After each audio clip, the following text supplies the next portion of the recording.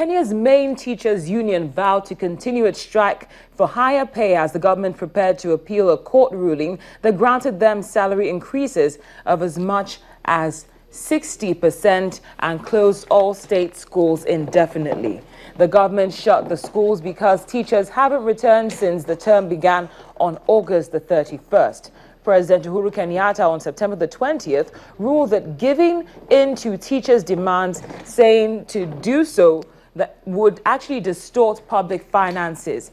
Now, in its defense, the Kenyan National Teachers Union says its members will not go back to work until the government complies with last month's industrial court order to raise their pay.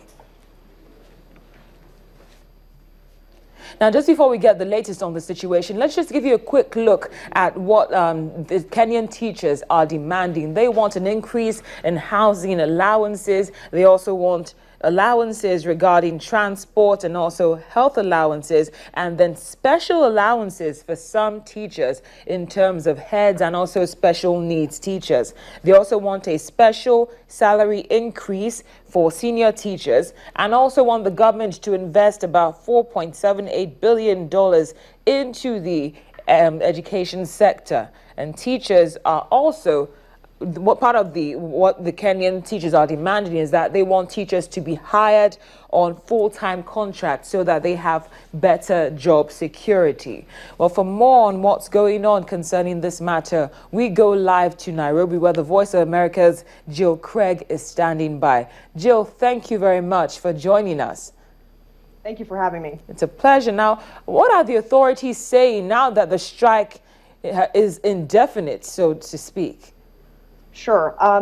Well, as you mentioned, the Supreme Court at the beginning of August determined that the government of Kenya, through the Teachers Service Commission and also through the Salaries and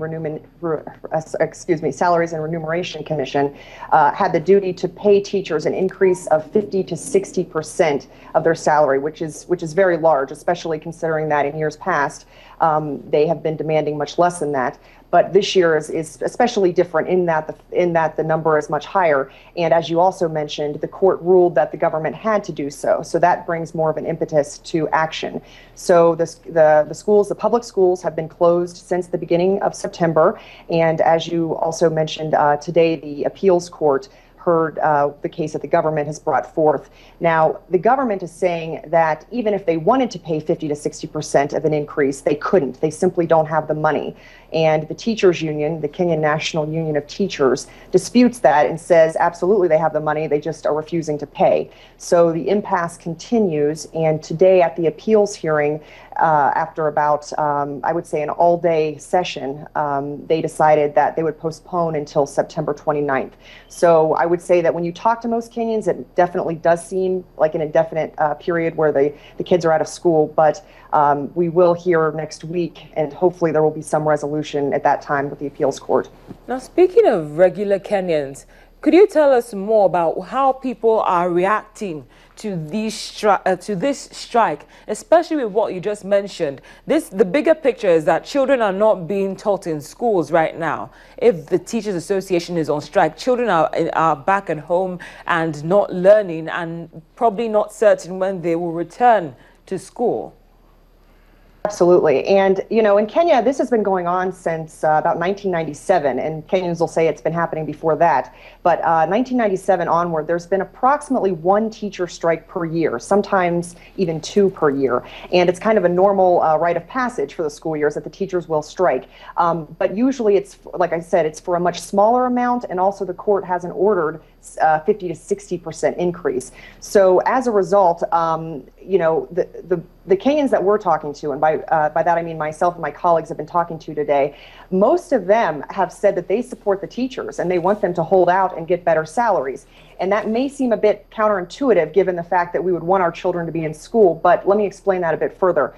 Kenyans who have children in public school are accustomed to the public education system letting them down many times. And that means that when the teachers aren't being paid enough, sometimes they hustle. They go for other ventures. They may not show up to class. They may show up to class late.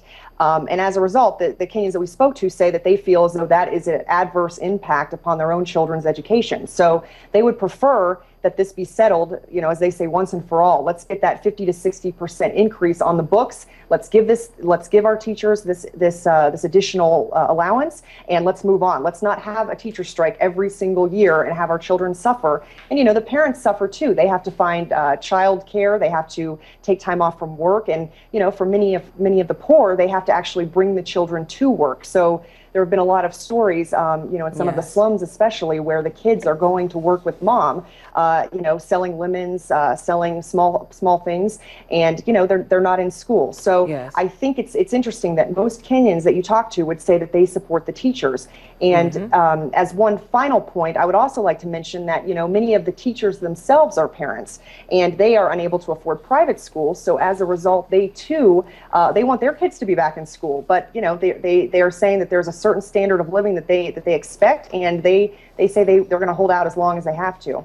Well, hopefully that won't be for too long, but we'll definitely be reaching out to you as this story develops. Jill, thank you so much for joining us on Network Africa. We appreciate your time. Thank you. Thank you very much. The Voice of America's Jill Craig reporting from Kenya, Nairobi.